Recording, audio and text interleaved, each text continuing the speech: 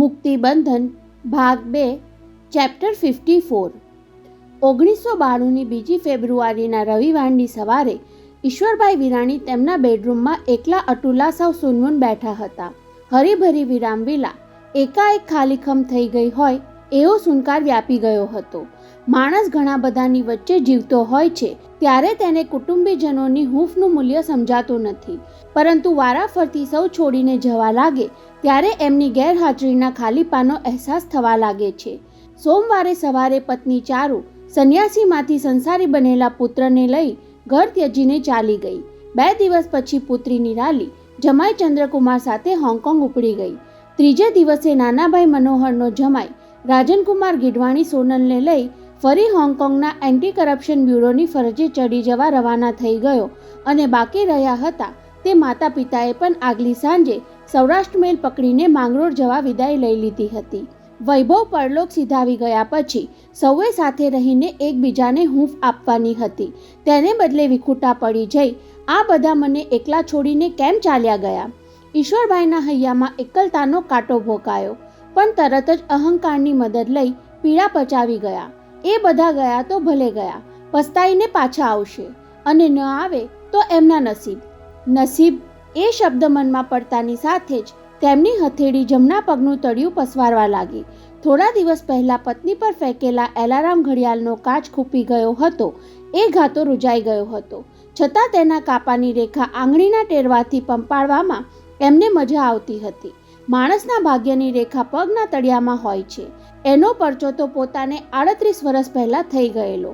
આંખો મીચીને પગનું તળિયું પસવારતા ઈશ્વરભાઈના માનસ ચક્ષુ સમક્ષ એ ચમત્કારક ઘટના ફિલ્મના કોઈ દ્રશ્યની જેમ તાદશ થવા લાગી। એકલતા ઓછી કરવા માણસ ભૂતકાળને વાગોળે છે, પરંતુ ઈશ્વરભાઈ માટે તો ભૂતકાળનું એ દ્રશ્ય તેમના ભવિષ્યના દર્પણ જેવું હતું। ઓરે ઓ તો સૂરજ બેરીએ સાજ છે, તો એ કોણ ભદ્રલોક ઘૂમે પાડે આચે? અરે સુરત તપવા લાગ્યો, છતાં આ કોણ સોળ તાળીને સૂતો છે? કલકત્તાના બડા બજાર વિસ્તારના એક ખૂણે આવેલી મોન્ટોની ચાની હાકડી સામે રાખેલા એક બાકડા પર બેઠક લેતા 45 વર્ષના સેનગુપ્તાએ કોઈને ચાદર ઓઢીને બાજુના બાકડે સૂતેલો જોઈ લાંબી દાઢી પસવારતા અમસ્તિત પૂછા કરી હતી। ઓરા હોચે સામનેર કંપની તે કાચ કોરતો ગુજરાતી છેલે। એ તો સામેની કંપનીમાં કામ કરતો ગુજરાતી છોકરો છે, રાત્રે ઓફિસમાં સૂઈ રહે છે, સવારે ઉઠીને સામેના નળ પર નાહી ધોઈને અહીં ચા પીવા આવે છે। આજે બિચારો ધ્રુજતો ચા પીવા આવ્યો, મેં જોયું તો એનું કપાળ ધગધગતું હતું, એટલે અહીં ચાદર ઓઢાડીને સુવડાવી દીધો, કહી મોન્ટુએ અલગારી સેનગુપ્તાના હાથમાં ચા ભરેલી માટીની કુલ્લડી પકડાવી દીધી। સેનગુપ્તા આમ તો બંગાળ આખામાં બાઉલગાન ગાતો ભટકતો રહેતો, પણ મા સરસ્વતીના વસંત પંચમીના દિવસે ગમે ત્યાંથી કલકત્તા આવી જતો। સવારે મોન્ટોની એક કુલ્લડી ચા પીને બડા બજારના ચોકમાં સ્થાપેલી સરસ્વતીની મૂર્તિની બાજુમાં આખો દિવસ માની પ્રશસ્તિ ગાયા કરે। કમાલ આચે એ ગુજરાતીરા, આ ગુજરાતી લોકો પણ કમાલ છે, ઘરબાર છોડીને પૈસા કમાવા માટે છેક કલકત્તા સુધી શું કામ આવતા હશે? સેનગુપ્તાએ ચાનો ઘૂંટ લઈ ખરજના અવાજમાં ટકોર કરી એટલે મોન્ટુએ સંભળાવ્યું, સેન બાબા, એમ તો તમે પણ ઘરબાર છોડીને સમસ્ત બંગાળમાં ભટકો તો છો જ ને? મારી વાત જુદી છે મોન્ટુ ઠાકોર। ચાની અડધી કુલરી ખાલી કરી માથાના લાંબા વાળ પર હાથ ફેરવી લઈ સેનગુપ્તાએ પોરસથી કહ્યું, હું તો સરસ્વતી મૈયાની ભક્તિ માટે રઝળપાટ કરું છું, અને આ ગુજરાતી તો લક્ષ્મીની લાલચે દરિયા પાર ભટકતા રહે છે, બિચારા બીમાર પડે ત્યારે ભાર લેનારું પણ કોઈ હોતું નથી, કહી સેનબાબા બાકીની ચા ગટગટાવી જઈને ઊભો થવા જતો હતો ત્યાં તૂટ્યું વાળીને સૂતેલા છોકરાએ જમણો પગ લંબાવ્યો। ટૂંકી ચાદર નીચેથી તેનો એક પગ બહાર નીકળ્યો અને ઊભા થવા જતાં સેનગુપ્તાની નજર ત્યાં ચોંટી ગઈ। શું જુઓ છો સેનબાબા? કૌતુક જોઉં છું ઠાકુર, કહી સેનગુપ્તા છોકરાના પગ પાસે જઈને બેસી ગયો। તેના જમણા પગના તળિયાને હળવેકથી ટપારી ધૂળ ખંખેરી નાખી। તાવના ઘેનમાં પડેલા છોકરાએ પગ પાછો ખેંચી લેવાની ચેષ્ટા કરી તો સેનબાબાએ તેના પગનો પોચો પકડી લઈને સહેજ ઊંચા અવાજે આદેશ આપ્યો, ચૂપચાપ પડ્યો રહે છોરા, કહી તેણે છોકરાનો પગ પોતાના ગોઠણ પર ટેકવી ડોક નીચી કરી બારીક નજરે તળિયાની રેખા નિરખવા માંડી। અસંભવ બબડતા તેણે છોકરાના પગના અંગૂઠાના ચક્ર પર પોતાના હાથનો અંગૂઠો ઘસ્યો। ચાવાળો મોન્ટુ સેન બાબાની આ ચેષ્ટા જોવામાં પોતાનું કામ વિસરી ગયો. આટલી બારીકાઈથી શું જોવો છો બાબા? પરંતુ તેને જવાબ આપવાને બદલે અલગારી સેનગુપ્તાએ છોકરાના શરીર પરથી ચાદર ખેંચી લીધી. અરે ઉઠ, તારું નસીબ જાગવાનું છે, ત્યારે તું ઊંઘતો પડ્યો છે. હેપતાઈ ગયેલો છોકરો સફાળો બેઠો થઈ જઈ સામે બેઠેલા દાઢીવાળા બાઉલ ગાયકને જોતો થરથર કાંપતો હતો. તેનું શરીર 4 ડિગ્રી તાવથી ધગધગતું હતું અને ચહેરો લાલઘુમ દેખાતો હતો.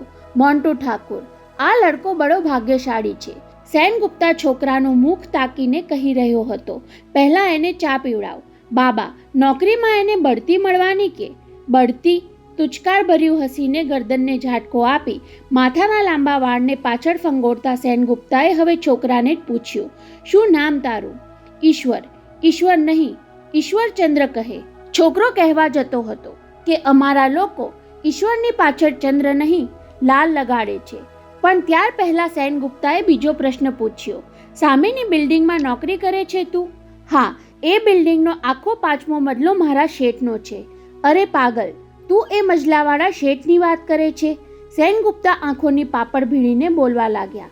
પાગલ છોકરા, તું તો આવી અનેક બિલ્ડિંગોનો માલિક બનવાનો, નોકર ચાકર, બંગલા ગાડી, મોટર ગાડી અને કેટલા કારખાના કચેરીઓનો તું સર્વસત્તાધીશ બનવાનો છે. ઈશ્વરે શરમાઈ જઈને ડોકું ઝુકાવી દીધું. પેટીયું રડી ખાતા છોકરાની શું કામ મશ્કરી કરો છો? એવું બોલવાની હિંમત ન ચાલી. માંડ એટલું જ કહી શક્યો, બાબા, મારા ખિસ્સામાં દક્ષિણા આપવાનો 1 જ ટકો છે. અરે, તારી દક્ષિણા કોને જોઈએ છે? સેનગુપ્તાની વાણીમાં ઠપકા સાથે સ્વમાનની પણ છાંટ હતી.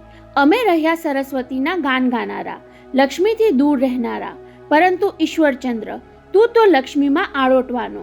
એ જ વખતે મોન્ટુએ ચાની કુલડી ઈશ્વર તરફ લંબાવી. લે, ફુદીનો નાખીને ચા બનાવી છે. ઈશ્વરે ચાનું પાત્ર હાથમાં તો લીધું, પણ પછી તરત જ સેનગુપ્તા સામે ધરી દીધું. લો બાબા, મારા તરફથી ચા પીવો. ત્યારે થોડીવાર સેનગુપ્તા આંખો પહોળી કરીને તેની સામે ઘુરકતો રહ્યો. પછી એકાએક મલકાઈ જઈને તેના હાથમાંથી ચાની કુલડી લઈ લીધી. તું ધનવાન નથી એટલે તારી ચા પીવું છું, કહી કુલડી મોઢે માંડી. 2-3 ઘૂંટડા પીધા એટલી વારમાં મોન્ટુએ ઈશ્વરને પણ ચાની કુલડી આપી. લે ઈશ્વરચંદ્ર, બાબાની વાણી ફળે તો અમને ભૂલતો નહીં.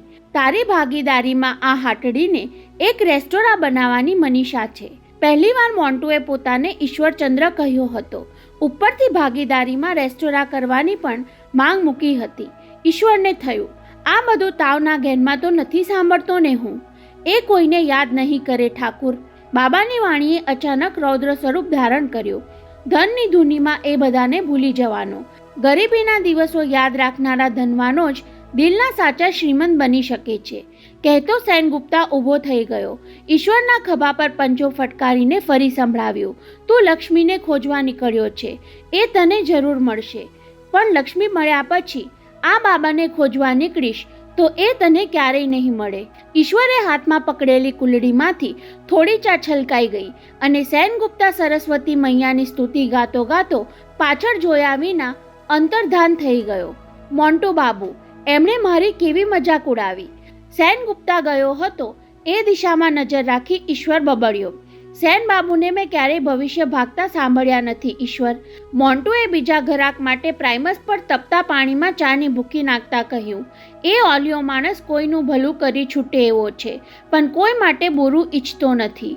ઈશ્વર તેની વાત સાંભળતો હોવા છતાં તેની દ્રષ્ટિ તો હજુ પેલી દિશા પર જ સ્થિર હતી. હું 35 રૂપિયા પગારનો કારકુન, 2 ટંક લોજમાં જમવાનું શેઠ તરફથી અને વરસમાં 4 જોડી કપડાં સાથે 1 જોડી પગરખા કમાનારો માંગરોળના એક માસ્તરનો દીકરો. સેન બાબુએ ભવિષ્યવાણી ભાખી એ સ્થિતિએ પહોંચવા માટે મારા જેવાએ તો બીજા 7 જન્મ લેવા પડે મોન્ટુ બાબુ. કોને ખબર છોરા, ભાગ્યનું ચક્ર ચકડોળની જેમ ફરતું રહે છે. ઉપરવાળાને નીચે લાવે અને નીચેવાળાને ઉપર પહોંચાડી દે છે. ઈશ્વરને એ લુખ્ખા આશ્વાસન જેવું લાગ્યું. 2 ચાના પૈસા ચૂકવવા ખિસ્સામાંથી રૂપિયાની નોટ કાઢીને મોન્ટુ ઠાકુરને ધરી, પણ પેલાએ લીધી નહીં. નહીં, આજે મારા તરફથી પીધી એમ માનજે. સાંભળીને ઈશ્વર તેને તાકી રહ્યો એટલે પેલો મલક્યો. સેન બાબાની વાણી સાચી પડે તો ચાની આ રાકડી હાટડીને શાનદાર રેસ્ટોરન્ટમાં બદલવાનો વાયદો યાદ રાખજે ઈશ્વરચંદ્ર, કહીને હળવેકથી ઉમેર્યું, પણ ખરું, આજના 4 આનાના બદલામાં મારો 4 આની ભાગ રાખીશ તો પણ આ મોન્ટુનો ઉદ્ધાર થઈ જશે. ઉધાર રાખીને પોતાનો ઉદ્ધાર જંગતા મોન્ટુ ચાયવાળા પર ત્યારે ઈશ્વરને હસવું આવ્યું હતું. પણ શું? 38 વર્ષ પહેલાના અતીતમાં ડૂબકી મારીને ઉદ્યોગપતિ ઈશ્વરભાઈ વિરાણી અચાનક વર્તમાનની સપાટી પર આવી ગયા. આંખો ઉઘાડી તો સામે અરીસામાં પોતાનું પ્રતિબિંબ દેખાયું. થોડીવાર પહેલા ઝંખવાઈ ગયેલું મુખ જગારા મારતું હતું. કેમ જાણે ભૂતકાળની સાથોસાથ કોઈ જડીબુટ્ટીનો રસ પણ વાગોળ્યો હોય તેમ શરીરમાં સ્ફૂર્તિ વર્તાવા લાગી હતી. ફરી તેમણે અતીત સાથે અનુસંધાન સાધ્યું. સેન બાબાની વાણી સાંભળીને ઓફિસે ગયો. 9:30 વાગ્યે શેઠ આવ્યા ત્યારે પણ શરીર તાવથી ધકતું હતું. વારંવાર ધ્રુજારી આવી જતી હતી. કેમ અલ્યા ધ્રુજે છે? જાદવજી શેઠે હાથ લંબાવી તેનું કાંડું પકડી લીધું. તને તો તાવ ભરાયો છે, કહી હેડ ક્લાર્કને બોલાવ્યો. બસુ, ઈશ્વરને આપણા ફેમિલી ડોક્ટરના દવાખાને લઈ જા. રમેશચંદ્રને મારું નામ દઈને કહેજે, ગાડીમાં લઈ જશે. તાવ પોતાના જીવનમાં પરિવર્તનનું નિમિત્ત બની ગયો. ડોક્ટરે તપાસીને જાદવજી શેઠને ફોન કર્યો. આ છોકરાનો તાવ ટાઇફોઇડ હોઈ શકે છે. સારવારમાં એને સંપૂર્ણ આરામ અને કાળજીભરી દેખભાળની જરૂર છે. પણ એની કાળજી લે એવું તો કલકત્તામાં કોઈ નથી, અને આવી હાલતમાં એને વતન કેમ મોકલવો? જાદવજી શેઠે બોલતા બોલતા નિર્ણય કરી લીધો. એ બિચારો મારા આશરે કમાવા આવ્યો છે તો હું જ એને સંભાળી લઈશ. અને ઈશ્વરને શેઠના બંગલે રહેવાનો જોગ થઈ ગયો. તાવ તો 7 દિવસમાં ઉતરી ગયો, પણ હજુ તને નબળાઈ છે. ટાઇફોઇડમાં તાવ ઉતર્યા પછી વધારે ધ્યાન રાખવું જોઈએ એમ કહી શેઠે બીજું એક અઠવાડિયું ઘરમાં રહી જવાનું દબાણ કર્યું. અને એ અઠવાડિયું ઈશ્વરને માટે વરદાનરૂપ સાબિત થયું. શેઠની પુત્રી ચારુ અને પુત્ર મહિપતરામ સાથે એનો મનમેળ થઈ ગયો. ઓછું ભણેલો ઈશ્વર સૌને ઉત્સાહથી ઉભરાતો દેખાયો. એવામાં માંગરોળથી તેના પિતા મોતીલાલ માસ્તરનો પત્ર આવ્યો. તમે મારા પુત્રને પરદેશમાં ઘરના માણસની જેમ સાચવી લીધો, એનું ઋણ કઈ રીતે ચૂકવીશ એ સમજાતું નથી. એ ભણ્યો નથી, પણ આગળ વધવાની ભારે ધગશ ધરાવે છે. આવું લખીને મોતીલાલ માસ્તરે તેમના ખાનદાન અંગે માહિતી આપી હતી. ભાવનગર કેમ છોડવું પડ્યું, ત્યાંથી કરાચીમાં કઈ રીતે દિવસો કાઢ્યા અને દેશના ભાગલા પડ્યા એટલે માંગરોળ આવીને વસવાનું થયું. આટલું જણાવીને પત્રમાં છેલ્લે ઉમેર્યું હતું, તમે મારા ઈશ્વરને લાઈને લગાડી દેશો તો તમારા પ્રતાપે વિરાણી કુટુંબ માટે ફરી સુખનો સૂરજ ઉગશે એવી મને શ્રદ્ધા છે. અને એ પત્ર પછી તો જાદવજી શેઠને ઈશ્વરમાં પોતાનો ભાવિ જમાઈ દેખાવા લાગ્યો. હવે તું અહીંયા જ રહી જા. બાસામાં જમવાનું અને ઓફિસમાં સૂઈ જવાનું હવેથી બંધ. આપણા હેડ ક્લાર્ક બસુ સાથે બેસીને અંગ્રેજી લખતા બોલતા શીખી જા. વેપારીના દીકરાએ આખી જિંદગી વાણોતરું કરવાનું હોય નહીં. અને શેઠના એ શબ્દોમાં ઈશ્વરને સેન બાબાની ભવિષ્યવાણીના પડઘા પડતા સંભળાયા. માણસના પગમાં ભાગ્યરેખા અંકાતી હશે કે નહીં કોને ખબર, પણ હવે તો આ 2 હાથથી હું મારું ભાવિ ઘડીશ. અને સેન બાબાએ મશ્કરીમાં પણ ભવિષ્યવાણી કહી હશે તોય હું એને સાચી પાડીને જ જંપીશ. અને 2 હાથમાંથી 1 હાથનો પ્રથમ સ્પર્શ શેઠની પુત્રી ચારુલતાને થઈ ગયો. ત્યારે સામેથી મીઠી મુસ્કાનમાં મળેલા પ્રતિભાવે ઈશ્વરની હિંમત વધારી દીધી. હવે તો એની નજરમાં વસી જવા માટે બધું જ કરી છૂટીશ. ચારુને પગે ખોડ હતી છતાં એ મોટર ચલાવતી અને શાક માર્કેટમાં તેની સાથે જવાનું થતું ત્યારે પોતે બાજુમાં બેસી રહેતો. કાર ચલાવતા શીખી જઈને આ છોકરીને સરપ્રાઈઝ આપી હોય તો કેમ? અને તેણે શેઠના ડ્રાઈવર રામેશ્વરને સાધી લીધો. સવારે રામેશ્વર ફૂલ ખરીદવા ઘરેથી નીકળે ત્યારે તેની બાજુમાં બેસી જતો. કાર બંગલાની બહાર નીકળે એટલે બંને જગ્યાની અદલાબદલી કરી લેતા. ઈશ્વર સ્ટીયરિંગ પર બેસી જતો અને રામેશ્વર તેને ડ્રાઇવિંગમાં લેસન આપતો. આમ તો બધું બરાબર ચાલતું હતું, પણ તેમાં એક દિવસ સાંકડી ગલીમાંથી વધુ પડતી સ્પીડમાં કાર ચલાવવા જતાં એક છોકરીને હડફેટમાં લઈ લીધી. એમ્બેસેડરના વ્હીલ હેઠળ છોકરીનો પગ કચડાઈ ગયો. એક તીણી ચીસ તેના કાને અફડાઈ અને એ ભયથી કંપી ઉઠ્યો. ભગાવ ઈશ્વર બાબू, કાર को तेज भगाओ, नहीं तो ये लोग मार मार के हम दोनों का रसगुल्ला बना देंगे. શેઠની રજા વગર છોકરાને કાર ચલાવવા આપી એ માટે રામેશ્વર પણ નોકરી ગુમાવી દેવાની દહેશતથી ધ્રુજવા લાગ્યો હતો.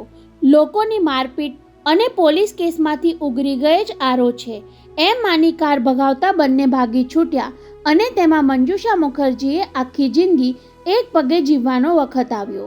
સૂકો મેવો ચગડતા એકાદ કડવી બદામ આવી જાય એવું ઈશ્વરભાઈને થયું. ભૂતકાળના મીઠા સંભાળના વાગોળવામાં મંજુષાનો આ કિસ્સો વચ્ચે ક્યાં યાદ આવ્યો? છઠ.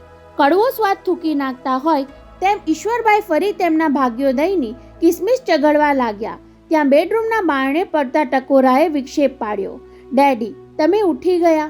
રાજલક્ષ્મીએ ધીમા અવાજે સાદ પાડ્યો. સાસુ ઘર છોડી ગયા પછી રાજીએ કુશળતાપૂર્વક ઘરનો વ્યવહાર સંભાળી લીધો હતો. કિડનીની માંદગીને કારણે ઘેર આવતા સસુરની ખડે પગે ચાકરી કરતી. તેમાં આજે સવારે સિદ્ધાર્થ એક દિવસ માટે બેંગ્લોર પ્લાન્ટની વિઝિટે ગયો હોવાથી રાજલક્ષ્મી તેમને જગાડવા આવી હતી. હું જાગું છું રાજી, ઈશ્વરભાઈએ પલંગમાં બેઠા થઈ જઈ જવાબ આપ્યો. દરવાજો અટકાવેલો જ છે, ધક્કો માર એટલે ઉઘડી જશે. જય શ્રી કૃષ્ણ. રાજલક્ષ્મીએ બેડરૂમમાં દાખલ થઈ સસુરને સ્મિત આપ્યું. ઈશ્વરભાઈને ગુડ મોર્નિંગ સાંભળવું કઠતું હોવાથી ચારુબહેનની જેમ રાજીએ પણ જય શ્રી કૃષ્ણ કહેવાની ટેવ પાડી લીધી હતી. મને એમ તે સૂતા હશો એટલે બેટી લઈને આવી નહીં. હું તો ક્યારનો જાગી ગયો હતો, કહેતા ઈશ્વરભાઈએ કાંડા ઘડિયાળમાં જોયું. 6:15 થવા આવ્યા હતા. 5 વાગ્યે ઉઠી ગયા પછી ખ્યાલ આવ્યો કે આજે રવિવાર છે, ન્યૂઝપેપર્સ મોડા આવશે એટલે વિચારે ચડી ગયો હતો. બોલતા બોલતા તેમની જીભ કચરાઈ ગઈ. કલકત્તા યાદ આવી ગયું. સાંભળીને રાજી ચમકી. હળવો નિશ્વાસ નાખતા સસુર સામે જોયું. ડેડી, કલકત્તા યાદ આવે છે તો પછી ફોન શું કામ નથી જોડતા? ત્યારે ઈશ્વરભાઈને સમજાયું કે ગેરસમજ થઈ ગઈ. પોતે કલકત્તામાં થયેલા ભાગ્યોદયને યાદ કરતા હતા, પણ પુત્રવધુ એમ માની બેઠી કે મને ચારુનો વિયોગ સાલે છે. ડેડી, અમે મમ્મી સાથે ફોનથી વાત કરવા પ્રયત્ન કરી જોયા. રાજીએ બેડરૂમની દિવાલે લાગેલા સાસુ સસરાના સજોડે ફોટોગ્રાફ પર મીટ માંડી. ચારુબહેન પ્લેનમાં કલકત્તા પહોંચી ગયાના સમાચાર તો સોમવારે સવારે જ ફોનથી મળી ગયા હતા. નિરાલી બહેને ફોન કર્યો તો મમ્મી પૂજામાં બેઠા છે એવું મહિપત મામાએ કહ્યું. સસુર મૂંગા રહ્યા એટલે રાજલક્ષ્મીએ જ કહેવું પડ્યું. ત્યાર પછી સિદ્ધાર્થે પણ ટ્રાય કરી. ત્યારે મામાએ કહ્યું કે આજે બહેનને મૌન વ્રત છે, કોઈ સંદેશો હોય તો આપો. ગઈકાલે મેં ફોન લગાડ્યો હતો પણ મામાએ 2 મિનિટ ફોન પકડી રાખીને પછી કહ્યું, બહેન તો હમણાં જ પ્રથમની સાથે ગુરુજીના આશ્રમે ગયા છે, આવશે ત્યારે એમને કહીશ કે તારો ફોન હતો. બસ પછી સૌના ખુશી ખબર પૂછીને મામાએ ફોન મૂકી દીધો. ઈશ્વરભાઈ આ બધું જાણતા હતા છતાં અત્યારે ફરીવાર સાંભળીને એમના જડબા ભીસાયા. મનોમન એમણે વિચાર્યું, એ જિદ્દી મને નમાવા માંગે છે, પરંતુ એ આખી જિંદગી ત્રાગવું કરશે તો પણ હું એને મનાવવાનો નથી. ડેડી, કહેતા હો તો હું કલકત્તા નંબર જોડી આપું, કહેતી રાજલક્ષ્મી કોડલેસ ફોનનું રિસીવર ઉચકવા ગઈ, પણ ઈશ્વરભાઈએ આડકતરી મના કરી દીધી. રાજી, મારા માટે ચા નાસ્તો લઈ આવો, ત્યાં સુધીમાં હું બ્રશ કરી લઉં. ત્યારે રાજીએ નિશ્વાસ નાખીને રિસીવર પાછું મૂકી દેવું પડ્યું. પતિ પત્ની વચ્ચે 2-4 દિવસ અબોલા જ સારા લાગે. એ પછી જેમ જેમ દિવસો વીતતા જાય તેમ તેમ અબોલાથી અભાવ અને અણગમાની તિરાડ પડવા લાગે. બોલી નાખવાથી 2 ઘડી વસમું લાગે, પણ સતત મૌન સેવવાથી ન બોલ્યાનું મહેણું શારડીની જેમ હૃદયને વિંધ્યા કરે. રાજી આવું કંઈક સસુરને કહેવા માંગતી હતી, પણ નાના મોઢે મોટી વાત લાગશે એવા ખ્યાલથી એણે પણ બોલવાનું ટાળ્યું અને ઈશ્વરભાઈએ મનને બીજા વિચારે ફંટાવી દેવા માટે સાજનકુમારને ફોન જોડ્યો. કેમ છો અંકલ? સામેથી સાજન ગીડવાણીએ ખબર પૂછ્યા ત્યારે ઠીક છે એમ કહેવાને બદલે ઈશ્વરભાઈ સીધી વાત પર જ આવી ગયા. પછી શું થયું પેલાનું એટલે મસ્કતમાં રહેતા ડોનનું? ગઈકાલે મોડી રાત સુધી ગવઈ સાથે મસલત કરી. ગવઈ એટલે મુંબઈમાં રહેતો ડોનનો કટ્ટર દુશ્મન. બંને વચ્ચે સતત ગેંગવોર થયા કરે. તેમાં ક્યારેય ડોનના 2-3 સાગરીત કૂટાઈ મરે તો ક્યારેક ગવઈના ગેંગસ્ટરોનો ખાત્મો બોલી જાય. ડોનની સામે સમાધાન કરી લેવાની પોલીસ કમિશનરની સલાહ અવગણીને ઈશ્વરભાઈએ કાંટાથી કાંટો કાઢવાનો ઈલાજ અપનાવ્યો હતો અને એ કામ ભત્રીજાવર સાજનને સોંપ્યું હતું. મસલતમાં શું નક્કી થયું? અંકલ, ફોન પર કહેવાનું? કાંઈ વાંધો નહીં, મારી આ લાઈન અત્યંત પ્રાઇવેટ છે, ત્રીજો કોઈ સાંભળી નહીં શકે, ટૂંકમાં કહી દે. ઈશ્વરભાઈ હવે નાના ભાઈના જમાઈને તુકારે બોલાવતા થયા હતા. અંકલ, ગવઈએ બીજું બીડું ઝડપ્યું છે, 25 પેટીથી ઓછામાં ઓછા તૈયાર થાય તેમ ન હતા, એટલે મારે હા પાડી દેવી પડી.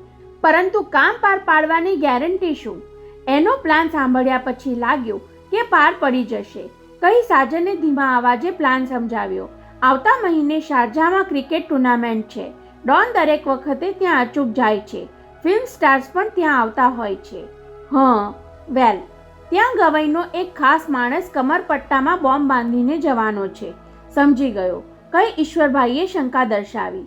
સ્ટેડિયમમાં ટાઈટ સિક્યુરિટી હોય છે, એની તો ગવઈને જાણ હશે જ. હા અંકલ, એ અંગે તો વાકેફ છે, એટલે અત્યારથી જ તેને પ્લાનિંગ શરૂ કરી દીધું છે. કહી સાજને 2 સેકન્ડ ચૂપ રહ્યા પછી કહ્યું, આવતીકાલે 5 લાખ એડવાન્સ આપવાના છે. ભલે, એમને માટે એ રકમ બહુ નજીવી હોય એવી રીતે માન્ય રાખીને ઈશ્વરભાઈએ ફરી શંકા ઉઠાવી.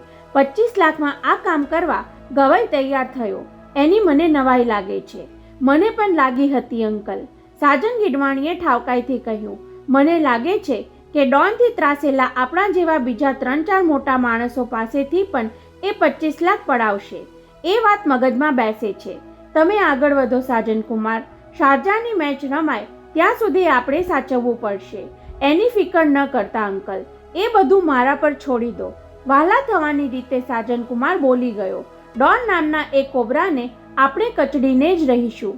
ત્યાં સુધીમાં રાજલક્ષ્મી ચાની ટ્રે લઈને આવી પહોંચી, એટલે ઈશ્વરભાઈએ ફોન મૂકી બ્રશ કરવા ઊભું થવું પડ્યું. બસ, આપણે નજીક આવી ગયા પ્રવીણ. મારુતિને ડાબી તરફ વળાંક આપી મંજુષાએ કાર ઘડિયાળમાં જોયું. 8:05 મિનિટ બાકી હતી. આપણે આમ અચાનક જઈ ચડીએ તેથી મિસિસ વિરાણીને અવિવેક જેવું તો નહીં લાગે ને?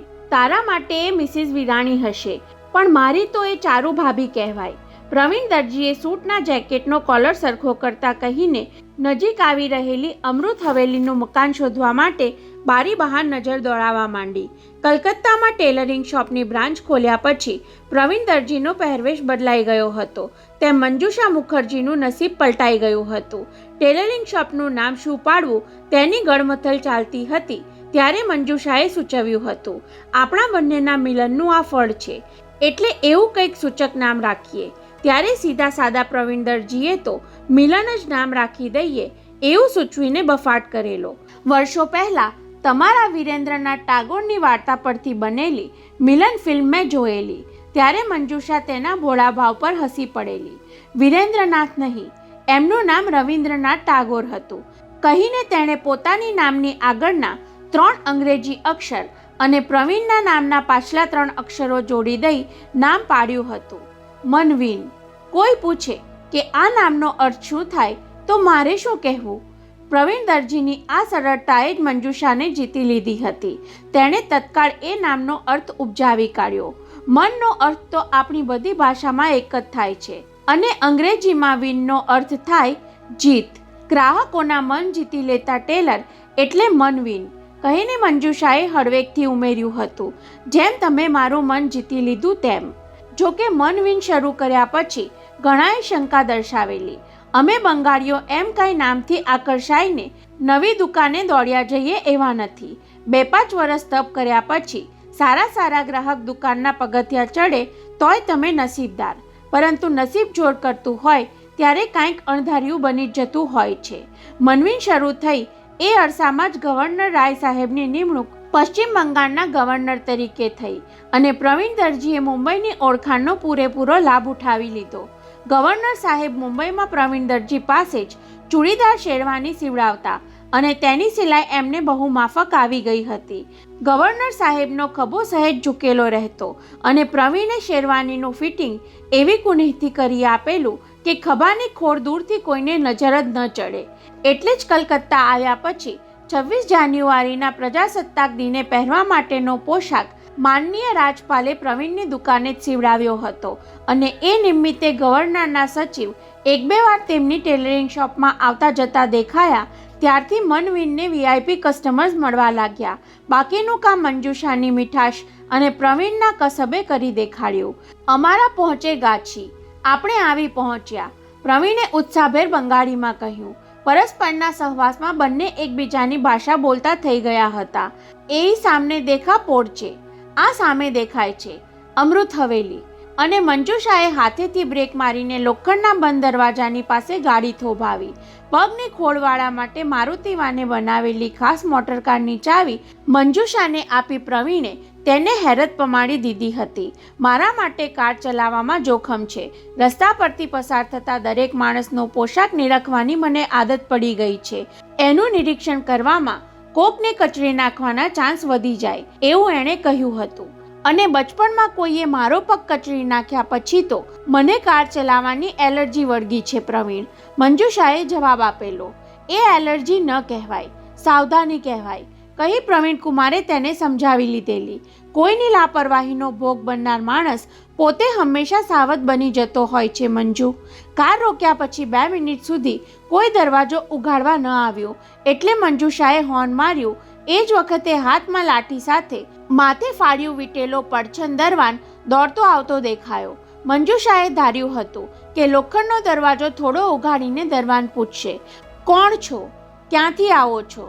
પરંતુ દરવાને વગર પૂછીએ દ્વાર ઉઘેડી નાખ્યા ત્યારે પ્રવીણ બબડ્યો. મોટરવાળા મહેમાન ફાલતુ ન હોય એવો ભ્રમ સૌ કોઈ ધરાવતા હોય છે.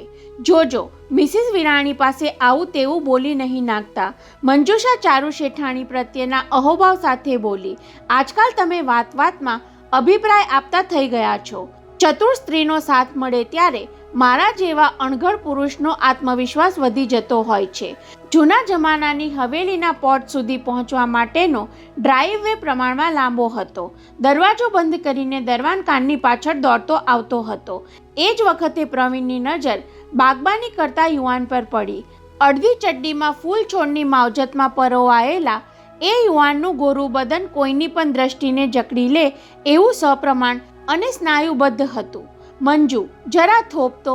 પ્રવીણે અચાનક કાર રોકાવી. માળીકામ કરતો આ તેજસ્વી યુવાન ઘરના માણસ જેવો દેખાય છે. આપણે એને જ પૂછીને આગળ વધીએ. પધારો. કારની બ્રેક સાંભળીને બાગબાની છોડી દઈ સૌમ્ય સ્મિત ફરકાવતા પ્રથમે દૂરથી જ આવકાર આપ્યો. પછી નજીક જઈને બારીમાં ડોકાઈને પૂછા કરી, આપ ચારુદેવીને મળવા પધાર્યા છો ને? સાંભળીને મંજુ પ્રવીણ બંને ચોંક્યા. આ જુવાનને એની કઈ રીતે જાણ થઈ ગઈ? પોતે તો સાવ અણધાર્યા આવી ચડ્યા હતા. ગઈકાલે ચારુ ભાભીને ટેલરિંગ શોપ પાસેથી કારમાં જતા જોયા ત્યારે જ પ્રવીણ દરજીને ખબર પડેલી કે બાળપણના દોસ્ત ઈશ્વરના પત્ની ગામમાં છે. એ સાત પાડતો કારની પાછળ થોડું દોડ્યો હતો, પરંતુ એમ્બેસેડર જરૂર કરતાં વધુ ઝડપે નીકળી ગઈ એટલે એક ગુજરાતી ગ્રાહક પાસેથી ઈશ્વરલાલ વિરાણીના સસરાનું સરનામું લઈ મળવા આવ્યો હતો. વૈભવના અવસાનના સમાચાર આવ્યા ત્યારે પોતે મંજુષા સાથે મુંબઈ ખરખરો કરવા ગયેલો, પણ વ્યાખ્યાન માળાની ભીડમાં મોઢા મોડ મળાયું ન હતું. આપ ચારુદેવીને મળવા આવ્યા હો તો જલ્દી પહોંચો, નહીતર એ પૂજામાં બેસી જશે. મહેમાનો તરફથી જવાબ ન મળ્યો એટલે પ્રથમે જ તેમને ઉતાવળ કરાવી. પૂજામાં એમને 1.5 કલાક લાગી જાય છે. સાંભળીને મંજુષાએ કાર સ્ટાર્ટ કરી, પણ પ્રવીણની નજર હજુ પ્રથમ પરથી હટતી ન હતી. કેવો સોહામણો જુવાન છે, એ બબડ્યો. તે માર્ક કર્યું મંજુ? શું? એનો ચહેરો ચારુ ભાભી જેવો જ ગોળ મટોળ છે અને નાક નકશો પણ બહુ મળતો આવે છે. ફરીવાર અભિપ્રાય આપવા બેસી ગયા. પોર્ચમાં કાર થોભાવી મંજુષાએ પહોળી આંખે સંભળાવ્યું. કદાચ એ એમના ભાઈના પુત્ર હોય તો પણ ચહેરો ચારુદેવી જેવો લાગે. પ્રવીણ કહેવા જતો હતો કે ભાઈનો દીકરો હોય તો ચારુફઈ કહે, ચારુદેવી નહીં. પરંતુ ત્યાં સુધીમાં પેલા દરવાને કારનો દરવાજો ઉઘાડ્યો અને બંને નીચે ઉતર્યા. હવેલીના વિશાળ પ્રવેશદ્વાર સુધી પહોંચવા માટે આરસના પગથિયા ચડવાના હતા એટલે પ્રવીણે મંજુને ટેકો આપ્યો.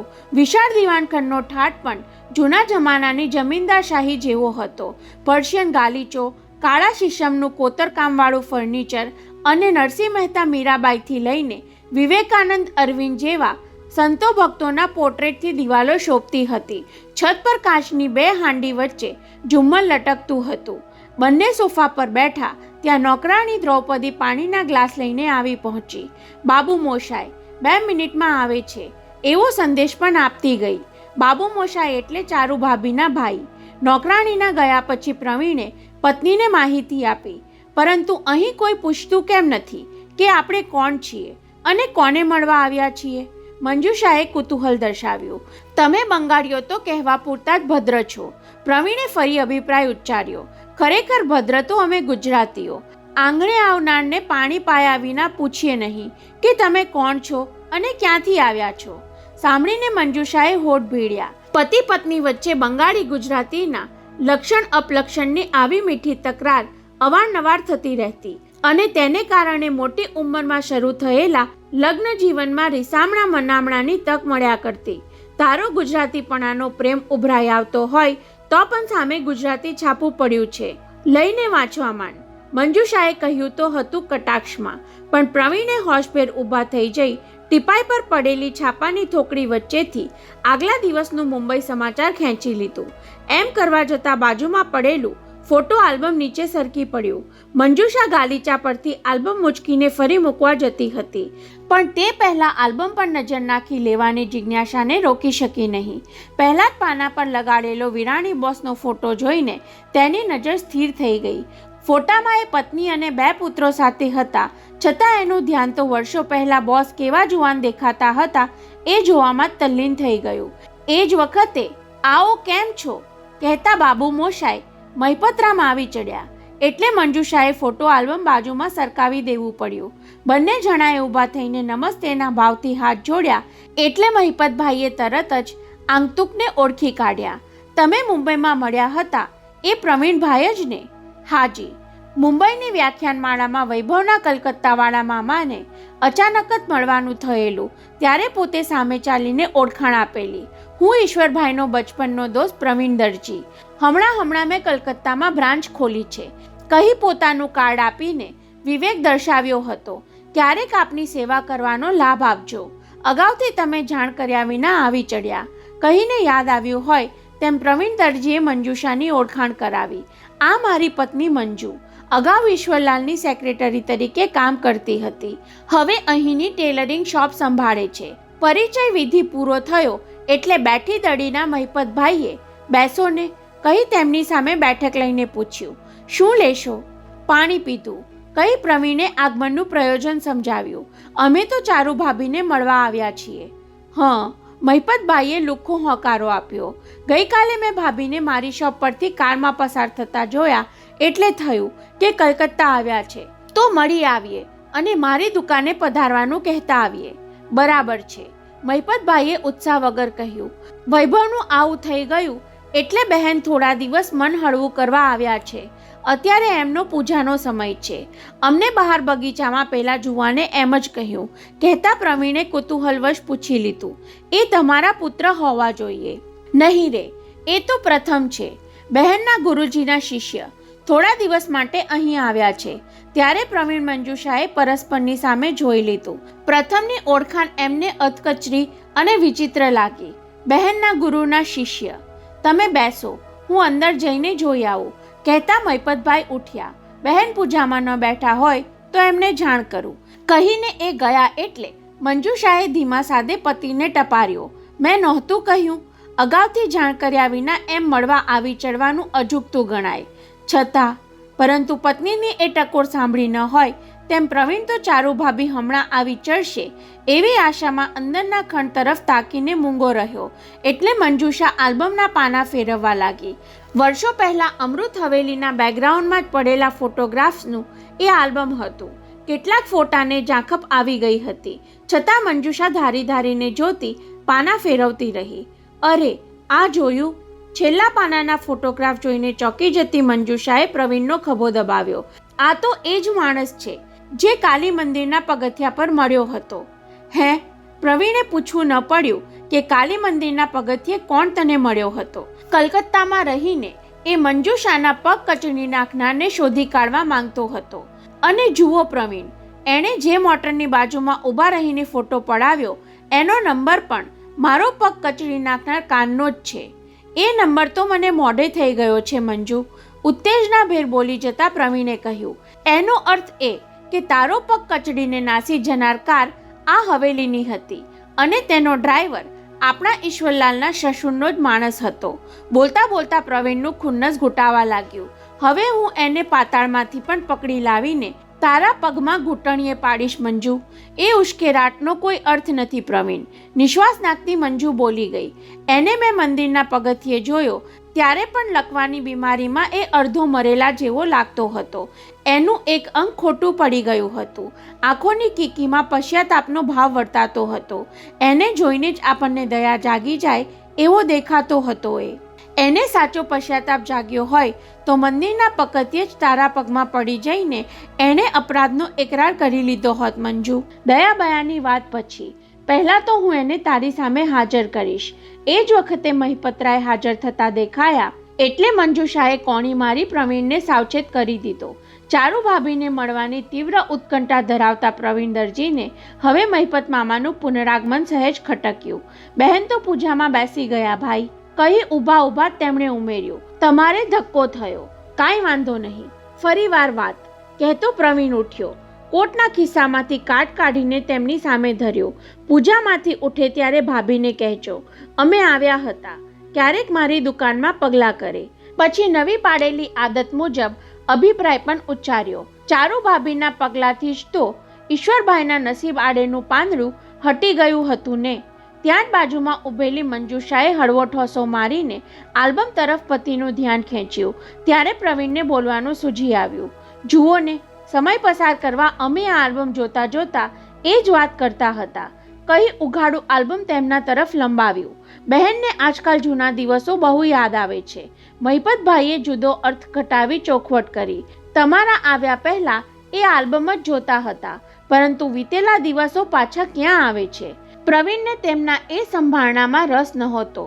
અધીરા થઈને તેણે કારની બાજુમાં ઊભેલા ડ્રાઈવરવાળા ફોટો પર આંગળી મૂકતા કહ્યું, બાબુ મોશાય, તમારી આ કાર બહુ જૂની દેખાય છે.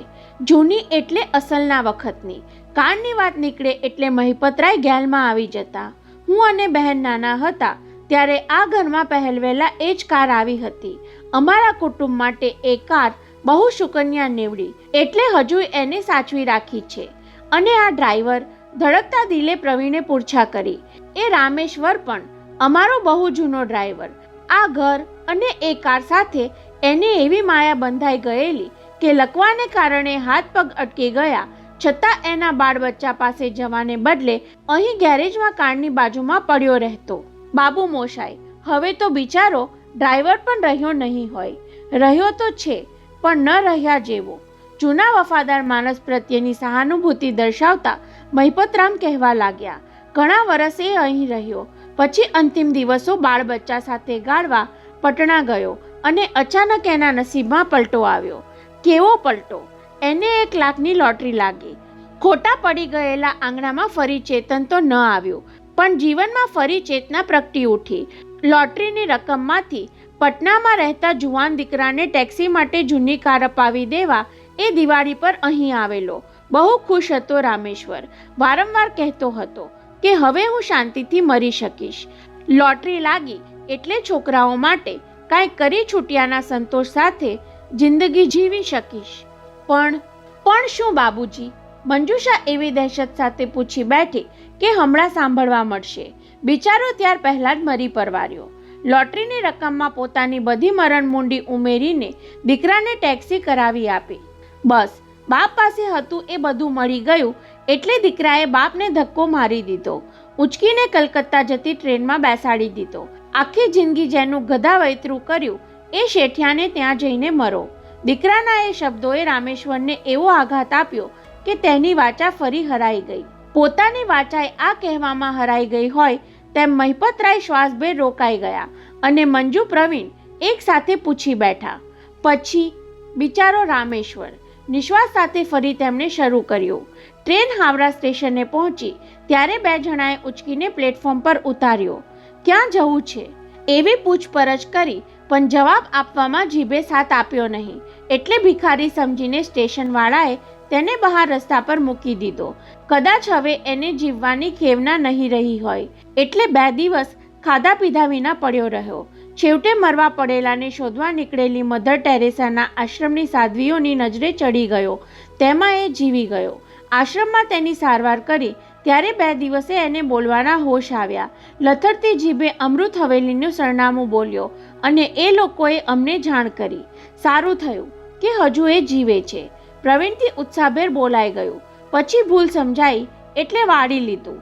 ત્યાં બિચારાનું મોત તો સુધરશે, મરવા વાંકે જીવે છે બિચારો. મૈપતભાઈએ સમાપન કરતા કહ્યું, અમારો જૂનો માણસ રહ્યો એટલે લાગી આવે. બહેનને ખબર પડી એટલે એ પણ ગઈકાલે જઈને એને જોઈ આવ્યા. કેમ છો રામેશ્વર? એમ પૂછ્યું તો હાથ જોડી હોઠ ફફડાવતો બહેનની સામે ચોધાર આંસુએ રડતો જ રહ્યો. અને એ આગળ કાંઈ કહેવા જાય તે પહેલાં નોકરાણી દ્રૌપદી આવી ચડી. માજી તમને બોલાવે છે. આવ્યો કહી મહિપતરાયે મહેમાનની સામે હાથ જોડ્યા. ચારુની ભાભી પથારી વશ છે, એને દવા આપવાનો ટાઈમ થઈ ગયો કહી વિદાય પણ આપી દીધી. ફરી ક્યારેક જરૂર આવજો, હું બહેનને સંદેશો આપી દઈશ. આભાર કહી પ્રવીણે પણ પીઠ ફેરવી લીધી. મંજુષાને ટેકો આપી હવેલીના પગથિયા ઉતરતા જ તેની અધીરાઈ ઉછળી પડી. મધર ટેરેસાના આશ્રમમાં જઈને એ રામેશ્વરના બચ્ચાને હમણાં જ પકડીએ. પરંતુ મંજુષાએ તેની કથની સાંભળીને આ મરતા માણસને માફ કરી દેવાનું મનોમન નક્કી કરી જ લીધું હતું.